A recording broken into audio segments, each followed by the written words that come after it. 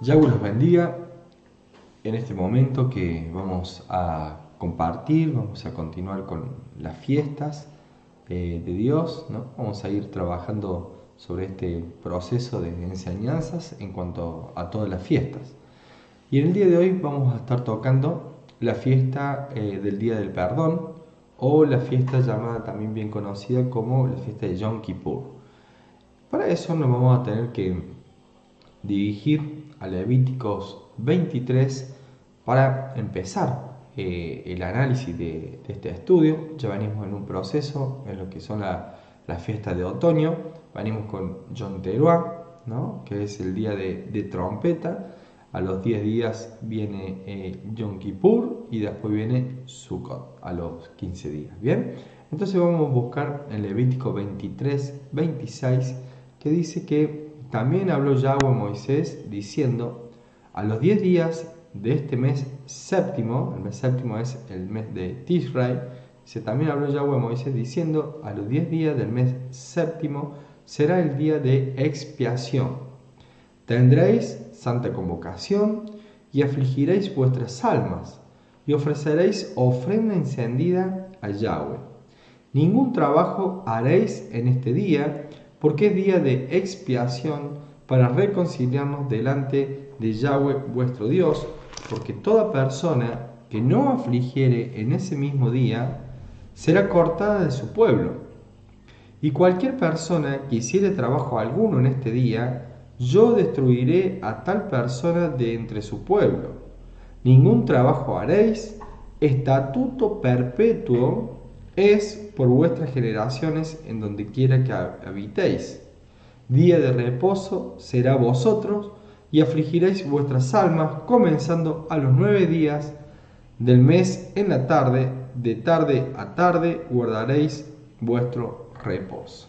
Bien, podemos sacar muchas cosas que las vamos a ir desmenuzando, ir procesando a cada una, pero sí vemos que hay un estatuto perpetuo que coincide con todas las fiestas, ¿no? En todas las fiestas nosotros tenemos estas dos palabritas que dice que es estatuto perpetuo, o sea, si es perpetuo significa que no se va a cortar en algún momento, sino que todos los años se debe celebrar esta fiesta, que es la fiesta más importante, a mi entender, de todas, ¿no? El día de la expiación. Yom Kippur es el día de expiación, el día de perdón, el gran día, la gran trompeta.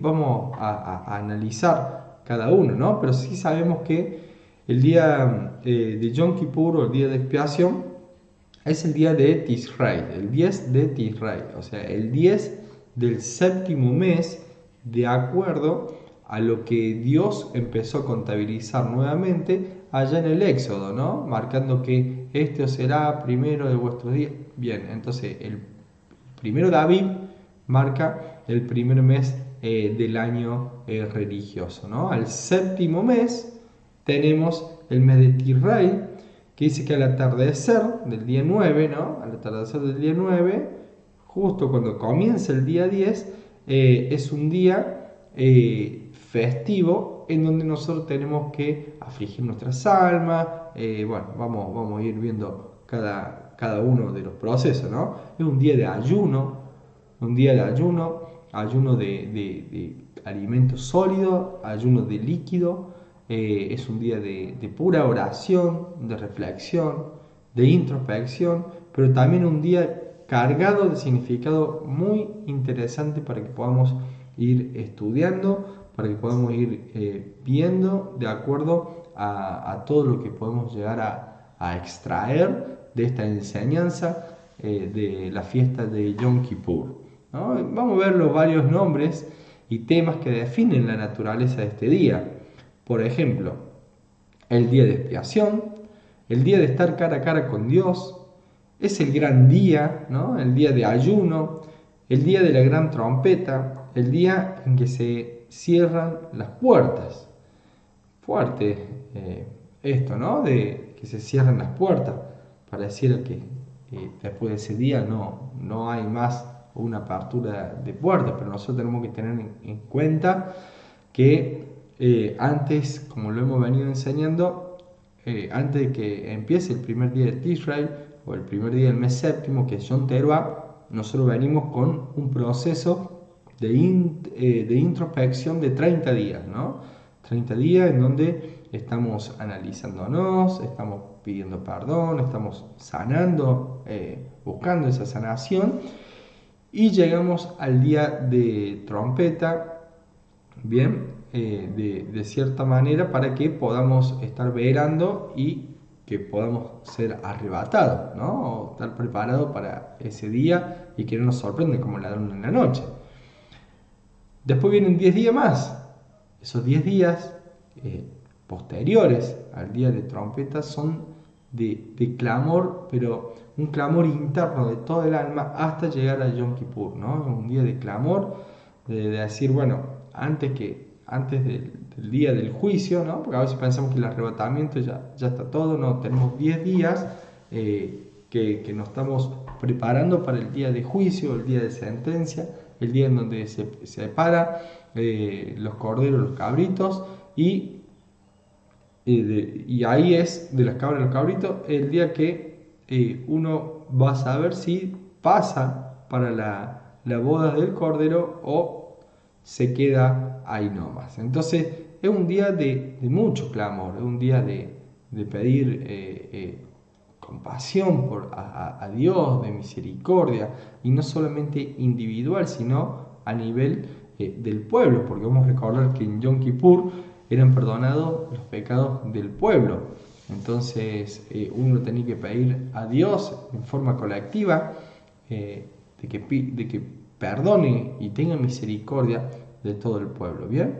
De acuerdo al ordenado por Yahweh, ¿no? En Levítico 16:30 al 31, que también nos habla del día de la expiación, ¿no?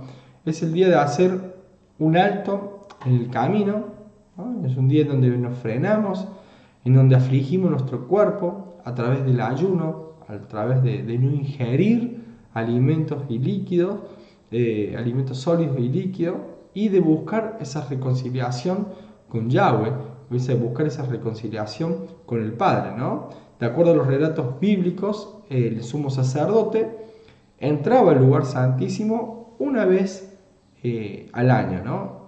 Cada año, durante todos los años, había un día en el año que entraba al lugar santísimo. Ese día era el día de Yom Kippur, para pedir perdón por todos los pecados del pueblo. Bien, la ceremonia comenzaba cuando el sacerdote traía 2 machos cabríos, bien, para la expiación o para los pecados del pueblo, y un becerro que sería sacrificado para santificar el altar, el holocausto y su familia. Entonces eran 3 animales que participaban de toda esta situación.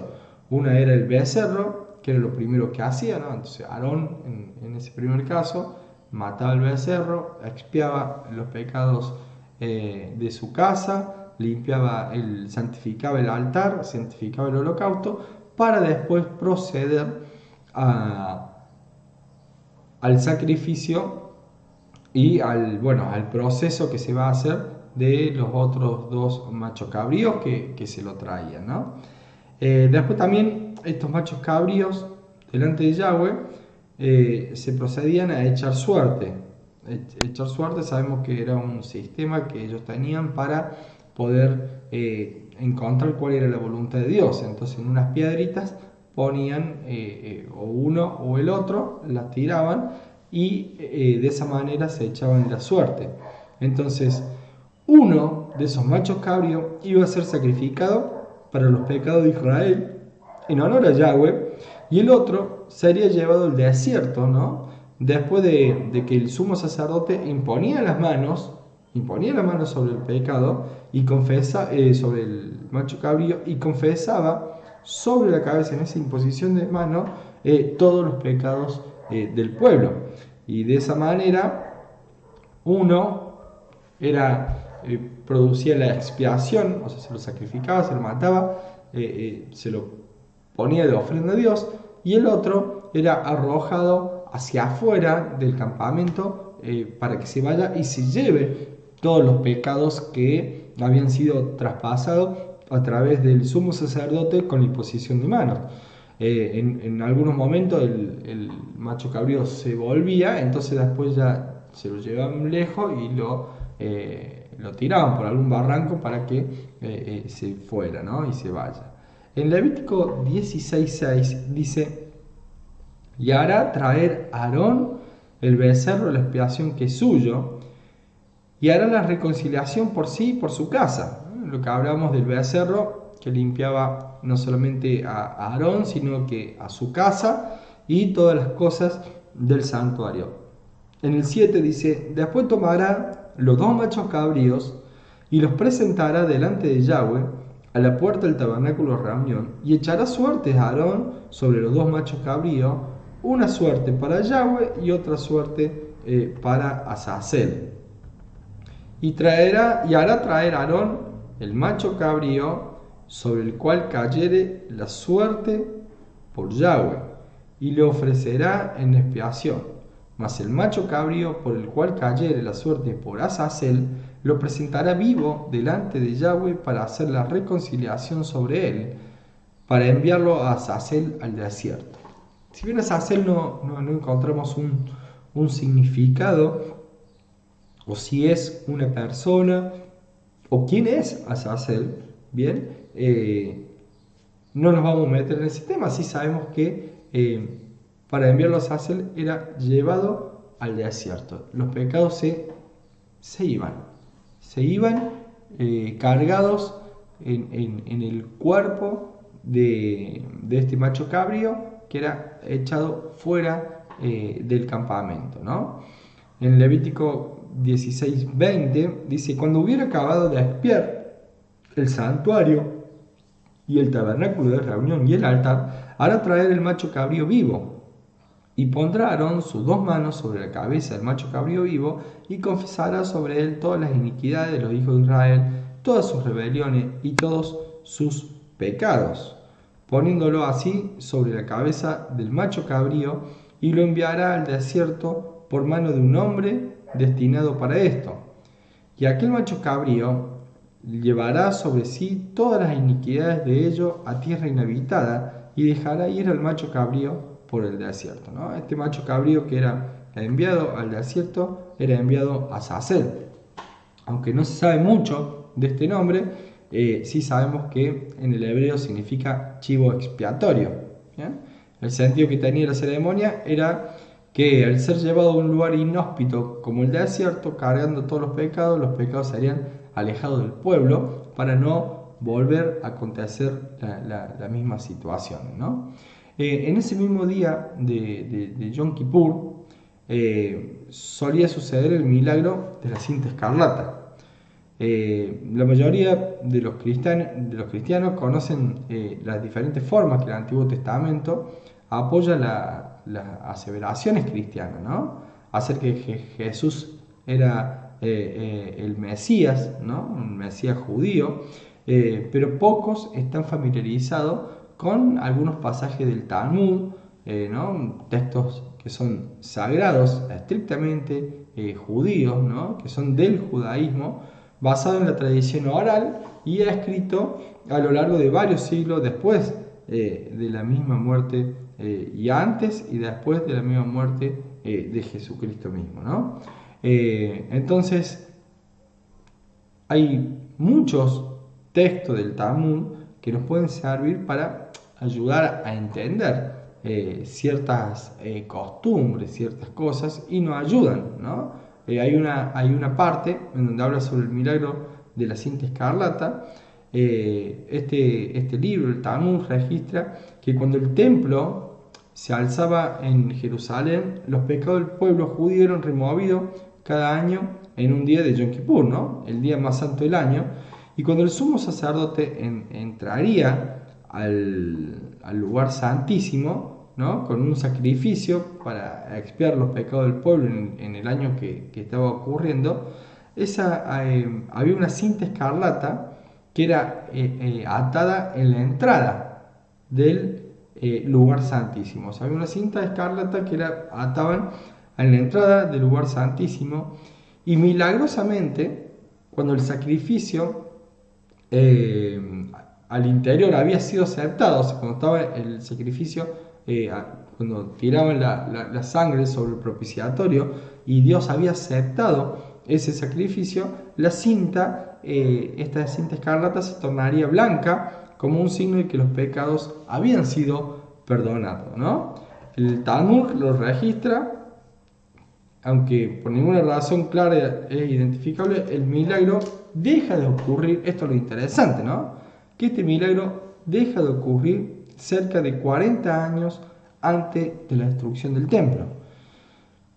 Si nosotros sacamos un análisis que el templo fue destruido cerca del año 70 después de Cristo y traducir, lo restamos los 30, los 40, nos coincide con que este milagro deja de ocurrir en el año en que Jesucristo muere y resucita. Bien, en Isaías 1:18 dice: venid luego, dice Yahweh, y estemos a cuenta, si vuestros pecados fueren como la grana, como la nieve serán emblanquecidos, si fueren rojos como el carmesí, vendrán a ser como blanca lana. Bien, entonces nosotros sabemos que después que Jesucristo muere y resucita, ya no es necesario la expiación del animal, porque Él ya se presentó, ¿no? Él se presentó como ese chivo expiatorio y ese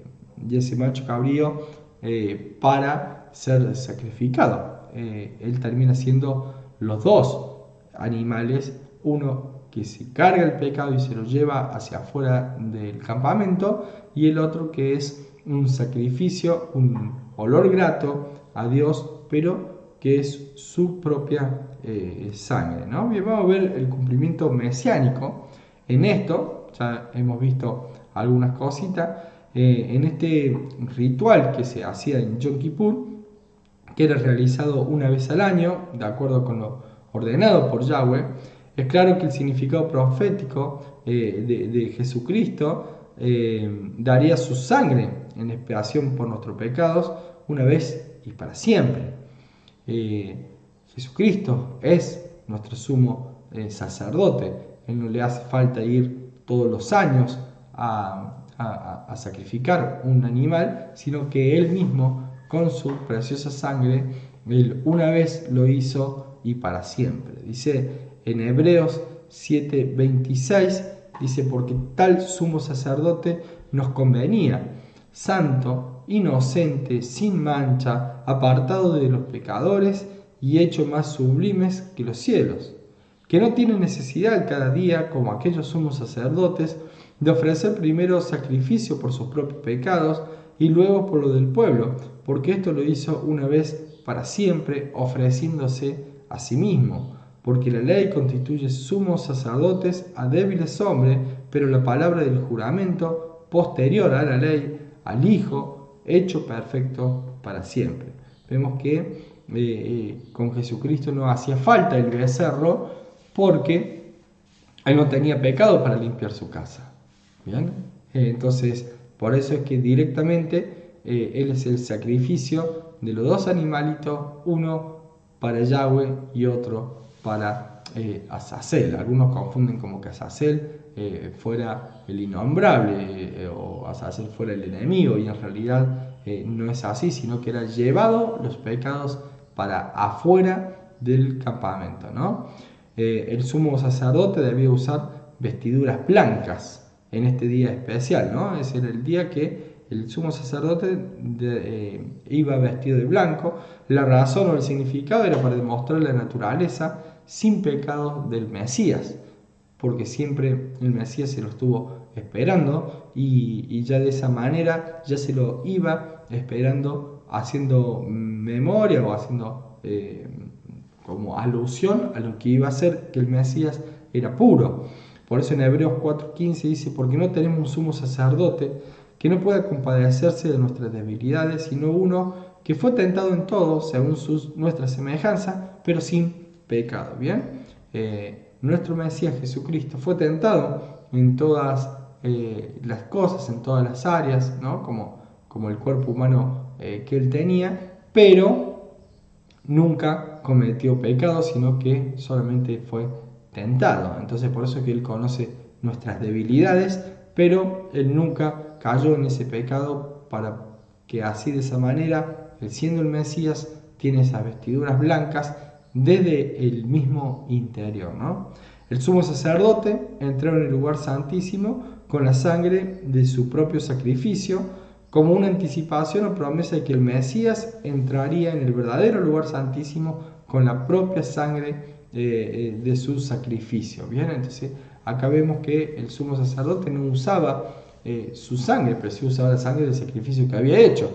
Bien, ahora Jesucristo no utilizó sangre de animal, sino que su misma sangre fue la que pudo presentar a Dios en el propiciatorio. Bien, dice, pero estando ya, en Hebreos 9:11, pero estando ya presente Cristo, sumo sacerdote de los bienes venideros, por el más amplio y más perfecto tabernáculo, no hecho de mano, es decir, no de esta creación. ¿Ven? Él presenta su sangre no en el tabernáculo de la creación aquí en la tierra, sino arriba en los cielos.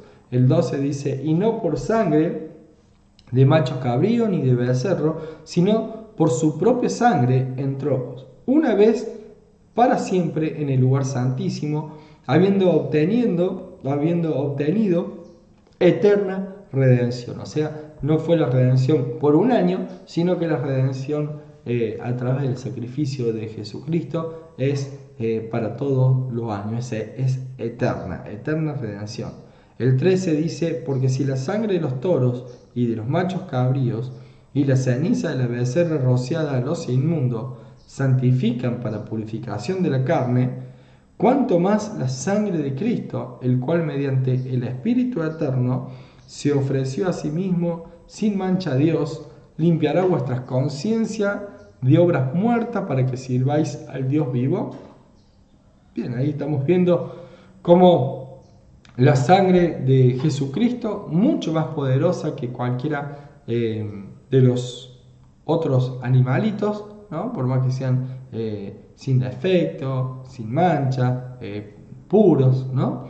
El mismo Jesucristo ofrece una vez para siempre su cuerpo, su sangre, para expiar los pecados de toda la humanidad, para todos, aquel que los recibe, ¿no? El que cree en su nombre, y lo hace propio para poder ser perdonado y expiado todos los pecados de uno. La gran proclamación del Mesías estaba en el ofrecimiento de los dos machos cabríos. Estos animales debían ser idénticos, como si se tratara de uno solo para el sacrificio. Una primera cosa que notamos muy interesante es que los dos carneros se echaban a la suerte. Vemos que en Levítico 16:8 dice que y echará suertes a Aarón sobre los dos machos cabríos, una suerte para Yahweh y otra suerte para Azazel.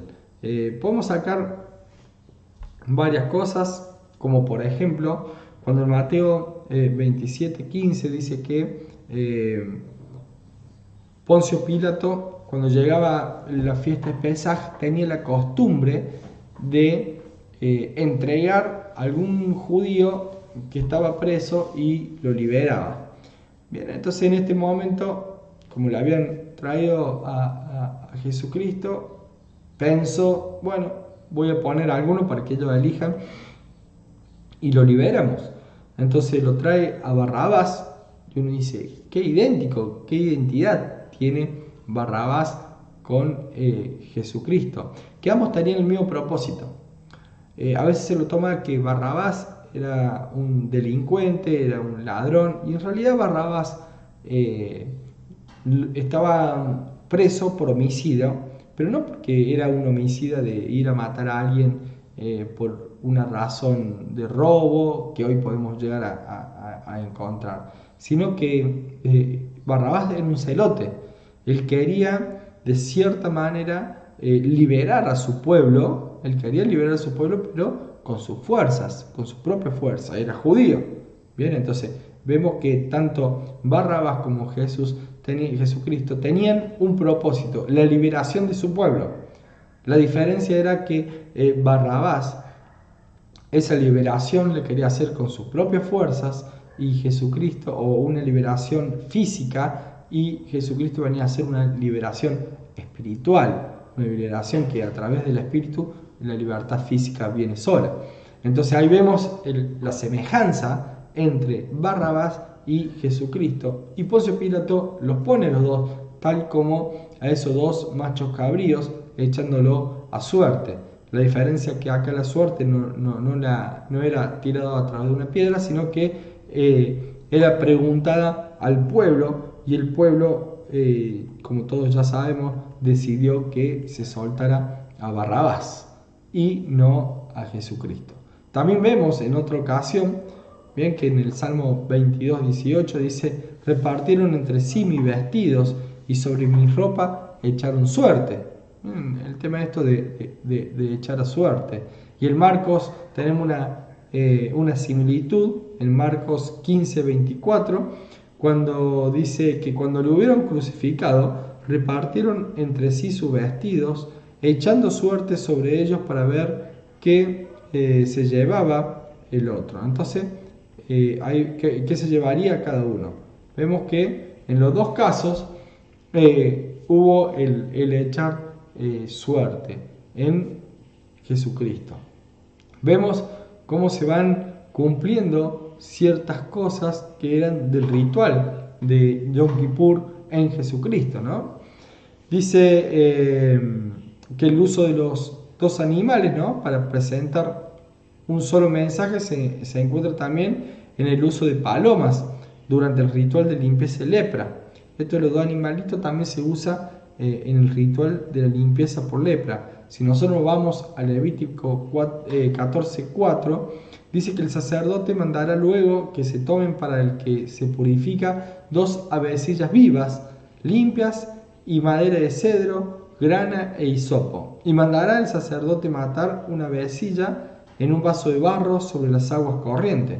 Después tomará la avecilla viva, el cedro, la grana y el hisopo, y lo mojará con la avecilla viva en la sangre de la avecilla muerta sobre las aguas corrientes, y rociará 7 veces sobre el que se purifica de la lepra, y lo declarará limpio, y soltará la avecilla viva en el campo. Esto tiene una similitud a los dos machos cabríos, ¿no? Las dos aves son usadas para el sacrificio como un mensaje que proclama al Mesías, a Jesucristo, quien fue sacrificado y muerto también hasta derramar agua y sangre, ¿no? Dice que cuando uno ya no tiene más sangre, cuando derramó toda su sangre, ya lo único que larga es una especie de agua, ¿no?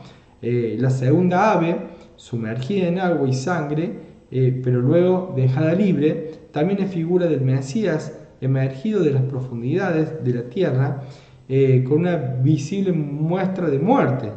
Lo mismo ocurre con los dos carneros de Yom Kippur.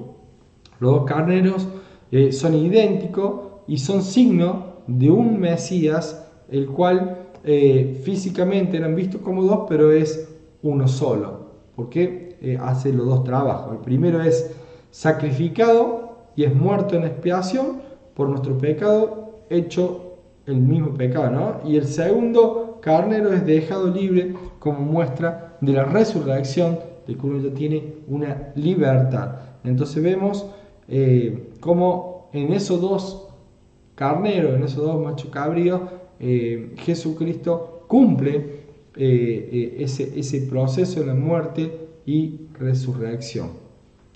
Bueno, Jesucristo es nuestro sumo sacerdote. Bien, la fiesta de Yom Kippur fue ordenada para ser cumplida en perpetuidad. Habíamos leído que era día dice, porque en este día se hará expiación por vosotros y seréis limpios por todos vuestros pecados delante de Yahweh. Día de reposo es para vosotros y afligiréis vuestras almas. Es estatuto perpetuo, ¿no? También dijimos que era el día de estar cara a cara con Dios. ¿Bien?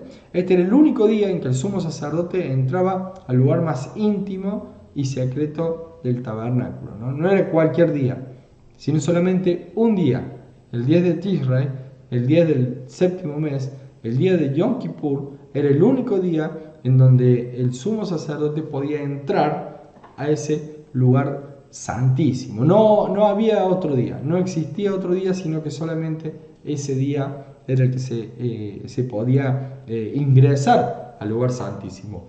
Si nosotros vamos a Hebreo 9:6, dice: y así, dispuestas estas cosas, en la primera parte del tabernáculo entran los sacerdotes continuamente para cumplir los oficios del culto. Nosotros vemos que siempre entraban hasta el lugar santo, donde prendían las velas de la menorá, donde estaba el altar de oro, los panes de la proposición. Bien, dice: pero en la segunda parte, o sea, el lugar santísimo, solo el sumo sacerdote, una vez al año, no sin sangre, la cual ofrece por sí mismo y por los pecados de ignorancia, del pueblo, ¿no? Pecados de ignorancia del pueblo.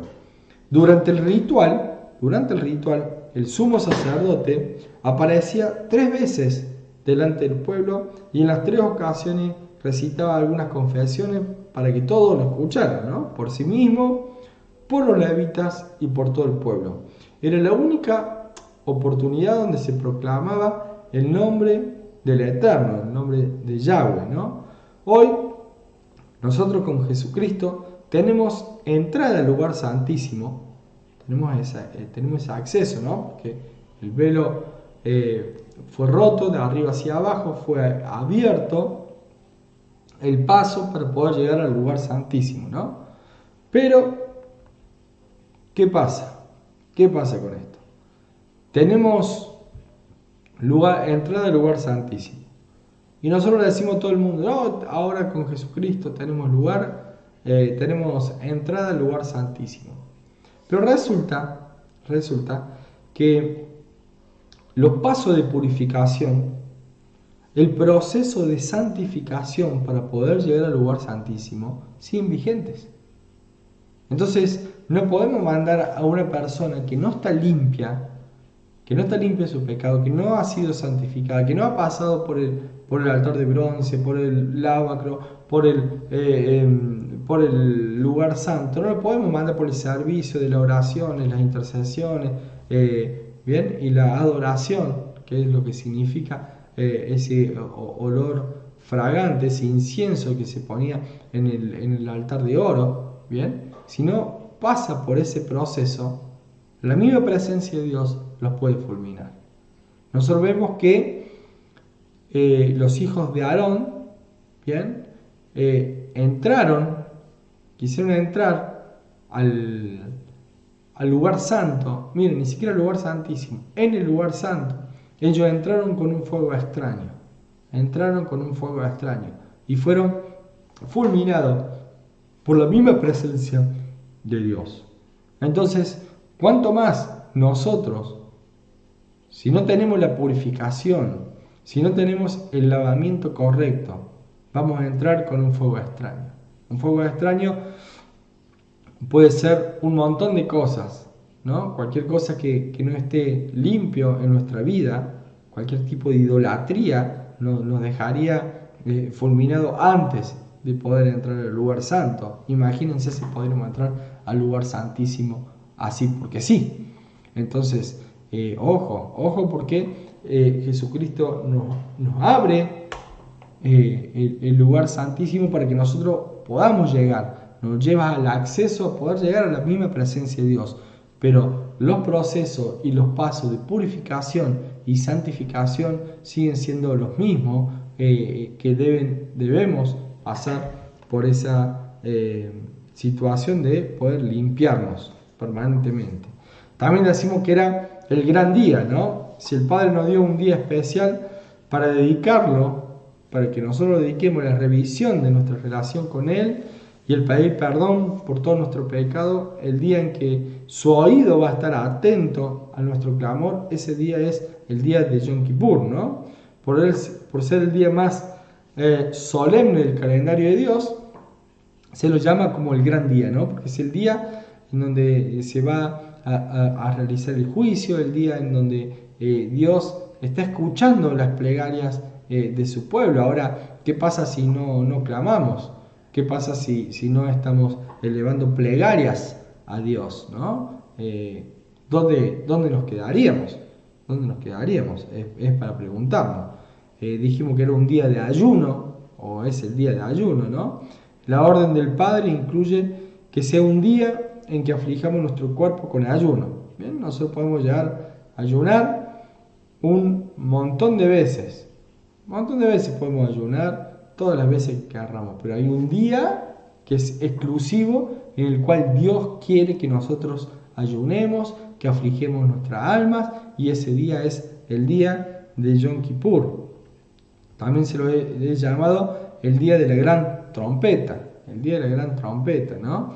En Yom Kippur también suena una trompeta conocida en el hebreo, ¿no? Como el shofar Hagadol.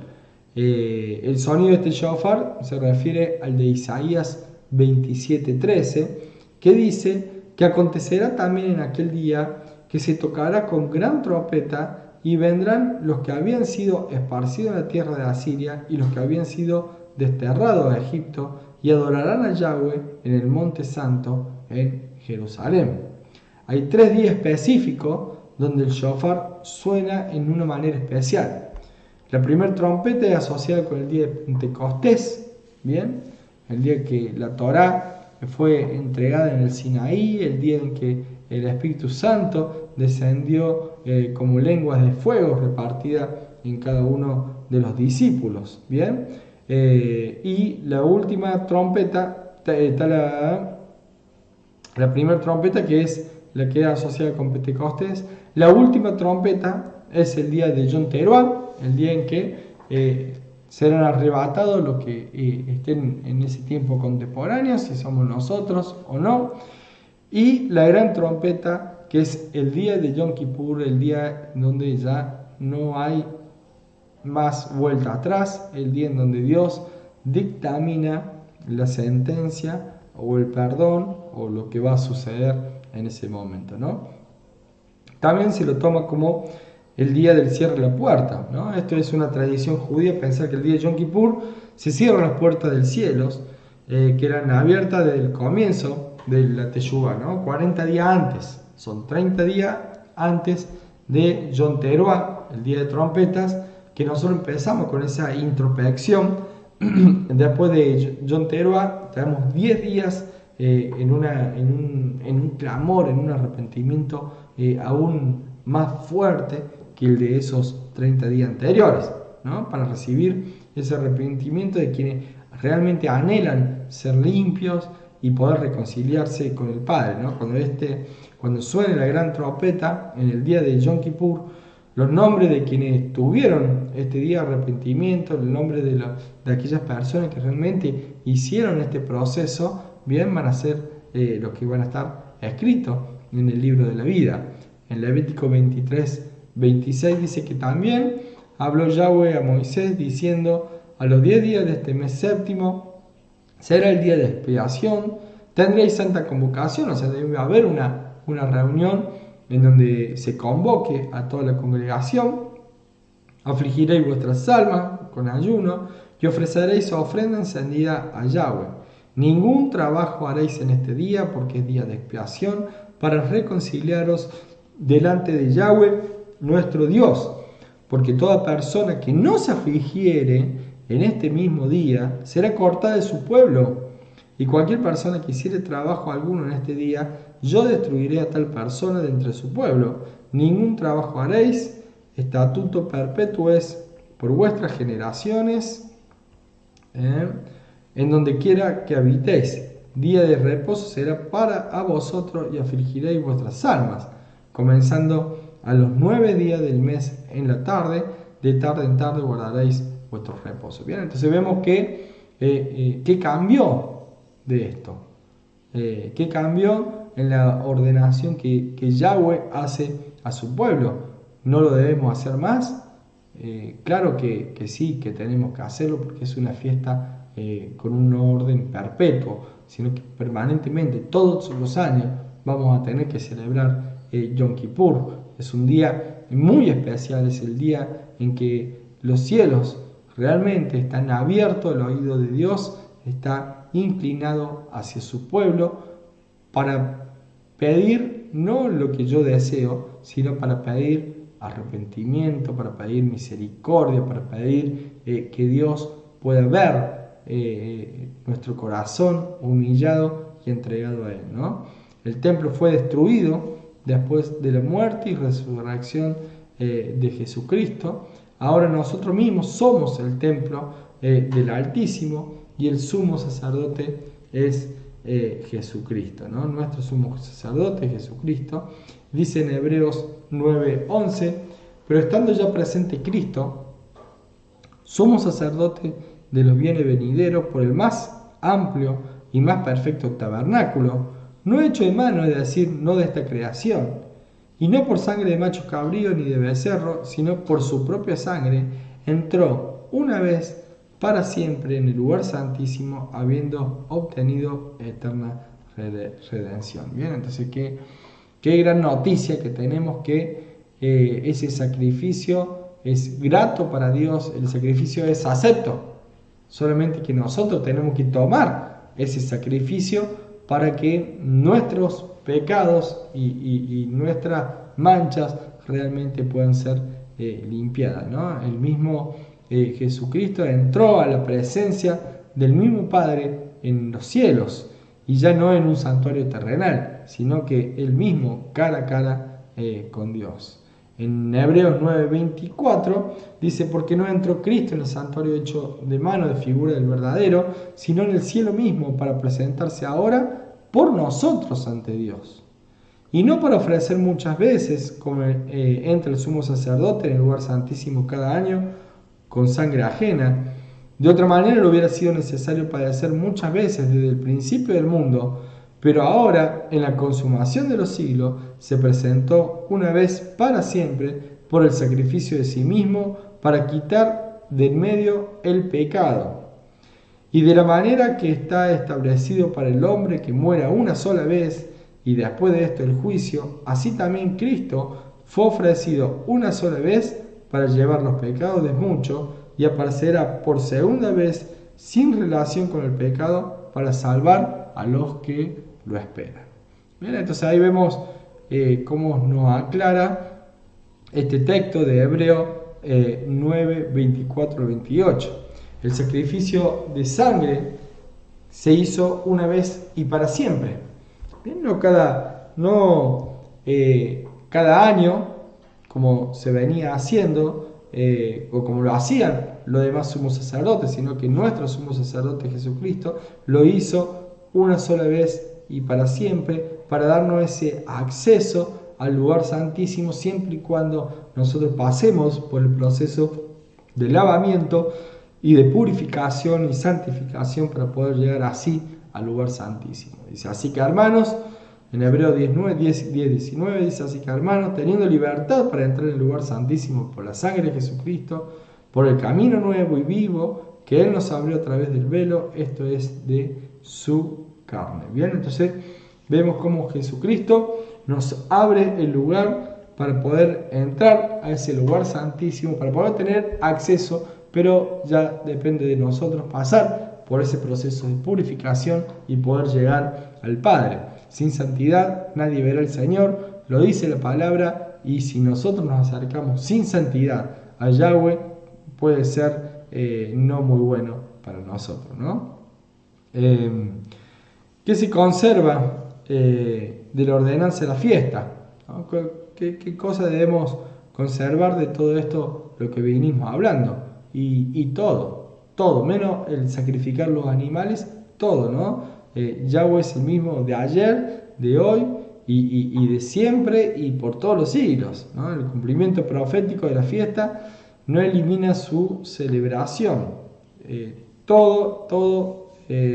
Fueron ordenadas las cosas para perpetuidad y si bien Jesucristo cumplió con el sacrificio, todavía falta ese día de juicio una vez que seamos arrebatados o los que estaban muertos primeramente en Cristo sean resucitados, ¿no? Así que pudiendo entrar en este lugar santísimo, tenemos que presentarnos delante del Padre con las mismas condiciones que el sumo sacerdote se presentaba, ¿no? No es que ahora, bueno, porque Jesucristo nos dio el lugar, tenemos vía libre de hacer lo que querramos, no, nunca fue esa la intención, sino que siempre la santificación y el proceso de lavamiento siempre está presente, ¿no? Jesucristo como sumo sacerdote presenta delante del Padre a su novia y su novia Israel, el Israel espiritual, ese Israel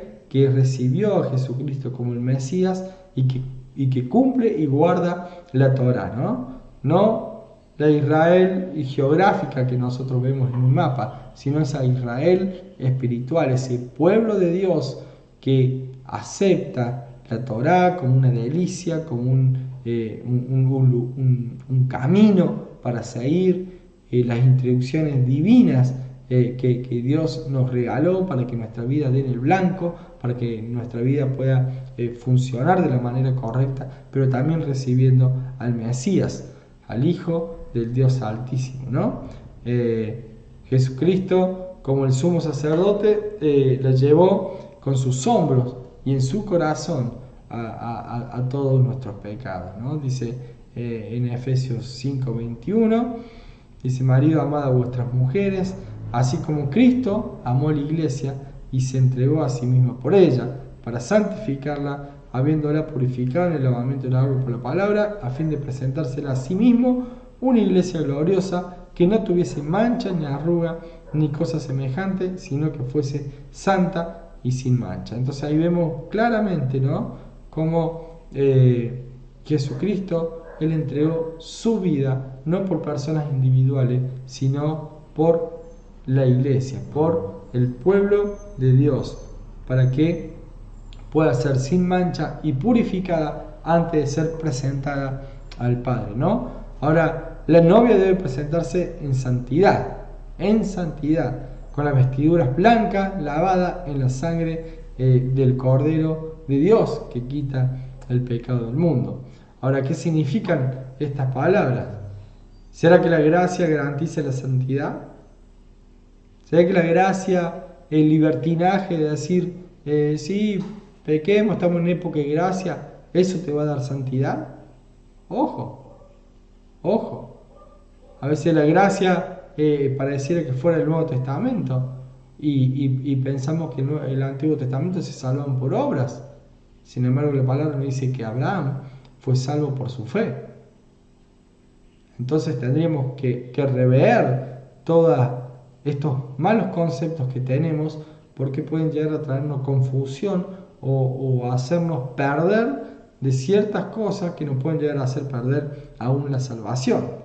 Ahora, ¿fueron abolidos los mandamientos? Si el mismo Jesucristo dice: yo no he venido a abrogar la ley, sino a cumplirla. Y también dice que el que me ama guarda mis mandamientos. Y nosotros sabemos que Jesucristo era un maestro, pero un maestro de Torá. Era un rabino. Entonces, si a él le decían rabí, maestro de Torá, ¿qué es lo que enseñaba Jesucristo? Jesucristo enseñaba Torá. Jesucristo enseñaba la palabra. Entonces, ¿cuáles eran los mandamientos de Jesucristo? La Torá misma, ¿no?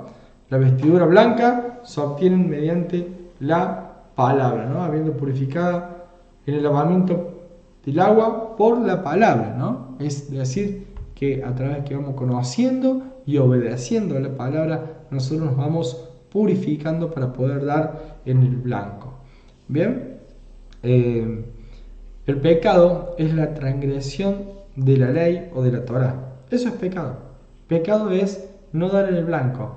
Pecado es desobedecer lo que dice la palabra. Miren, en Romanos 3:21, ¿ven? Estamos hablando, a veces se lo llama 3:27, perdón. Lo llamamos el apóstol de la gracia. El apóstol de la gracia al apóstol Pablo. Y sin embargo, miren lo que nos dice el apóstol Pablo. Romanos 3:27 dice, ¿dónde pues está la jactancia? Queda excluida. ¿Por cuál ley? ¿Por la de las obras? No, sino por la ley de la fe. Concluimos, pues, que el hombre es justificado por fe sin las obras de la ley. ¿Es Dios solamente Dios de los judíos? ¿No es también Dios de los gentiles? Ciertamente, también de los gentiles, porque Dios es uno, y el que justificará por la fe a los de la circuncisión y por medio de la fe a los de la incircuncisión. ¿Bien? O sea, por fe justifica a los dos, a los de la circuncisión y a los de la incircuncisión, ¿no? Luego, por la fe invalidamos la ley. Eso dice en el versículo 31, se hace esta pregunta. Dice, luego, por la fe invalidamos la ley. Y contesta el mismo apóstol Pablo, en ninguna manera, sino que confirmamos la ley. Bien, entonces no queda dudas de que tanto Jesucristo como el apóstol Pablo, ninguno vino a invalidar la ley de la Torá. Ninguno vino a invalidar la palabra. Entonces, si en la palabra nosotros tenemos que es estatuto perpetuo, es estatuto perpetuo. Eso no cambia. Y si vemos en Apocalipsis 3, dice, acuérdate pues de lo que has recibido y oído, y guárdalo y arrepiéntete, pues si no velas, vendré sobre ti como ladrón, y no sabrás a qué hora vendré sobre ti. Pero tiene unas pocas personas en Sardis que no han manchado sus vestiduras, y andarán conmigo en vestiduras blancas, porque son dignas. El que venciere será vestido de vestidura blanca, y no borraré su nombre del libro de la vida, y confesaré su nombre delante de mi Padre y delante de sus ángeles. El que tiene oído, oiga lo que el Espíritu dice a la iglesia. Bien, entonces vemos cómo el mismo Jesucristo advierte al pueblo, a la novia, ¿no? Que su muestra de amor por él es la obediencia a los mandamientos.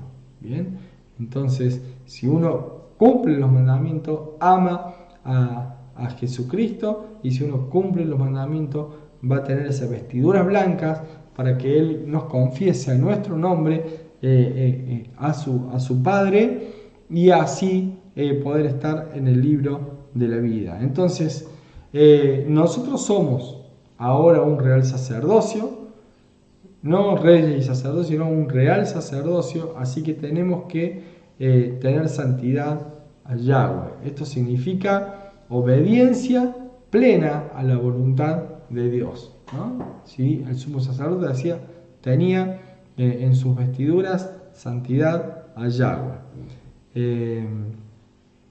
También a veces descontextualizamos algunos textos que me gustaría, ya terminando casi la charla, me gustaría contextualizarlo, ¿no? Dice, algunos lo sacan del contexto en Hebreos 10:17 y dicen que y nunca más me acordaré de sus pecados y transgresiones, ¿no? Este versículo, fuera de contexto, es usado para justificar la enseñanza de que una vez invitado a Jesucristo en nuestra vida, el problema del pecado terminó porque la ley fue abolida. Pero analicemos bien estos textos, porque si nosotros vemos el contexto, en Hebreos 10:15, 2 versículos antes, dice, y nos atestigua lo mismo el Espíritu Santo, porque después de haber dicho, este es el pacto que haré con ellos después de aquellos días, dice el Señor, pondré mis leyes en sus corazones y en su mente las escribiré.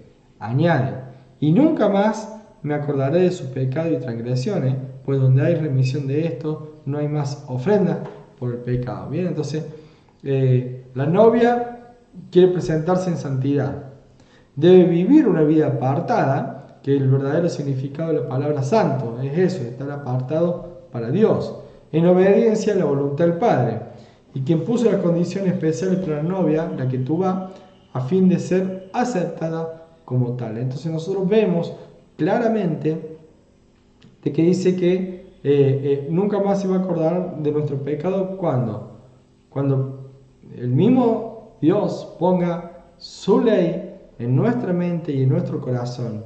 O sea, cuando nosotros estemos también en el proceso del cumplimiento de la palabra, de buscar acercarnos más a la palabra, acercarnos a la santidad, acercarnos a hacer cada vez más la voluntad de Dios, ahí es cuando nuestros pecados no van a ser perdonados, no van a ser recordados, sino que van a ser olvidados, van a ser perdonados y olvidados. Es hermoso este texto, pero hay que contextualizarlo.